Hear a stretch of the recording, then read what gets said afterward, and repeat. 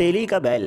एक आदमी बड़ा साइंसदां था। साइंसी रिसर्च के सिलसिले में गांव आया। वहां उसने देखा कि एक कोल्हू चल रहा है और लकड़ी के खंभे में से तेल निकल रहा है।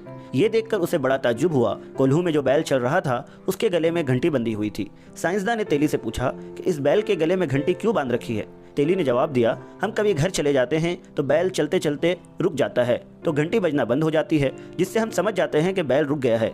तो हम दूर ही से आवाज़ देते हैं, हट हट, तो फिर वो चलने लगता है। साइंसदान ने कहा, अगर बैल चले नहीं और खड़े खड़े सिर्फ अपना सर हिलाता रहे जिसकी वजह से घंटी बजती रहे तो फिर क्या होगा। तेली बोला, मोहतरम, यह आपके जितना पढ़ा लिखा नहीं है, वरना ये भी करता। इस तरह की हरकतें और बेईमानियां ज़्यादातर पढ़े लिखे लोग ही करते हैं। मतलब ये कि मजहबी झगड़े हों या सियासी झगड़े, अक्सर व बेशतर में पढ़े लिखे लोगों का ही हाथ पाया जाता है। जाहिल आदमी तो अक्सर सीधा सादा और भोला भाला होता है। फिर मिलेंगे एक नई स्टोरी के साथ। जब तक रखिए आप हमें अपनी दुआओं में याद। मैं हूँ आपका दोस्त और होस्ट मोहम्मद साद।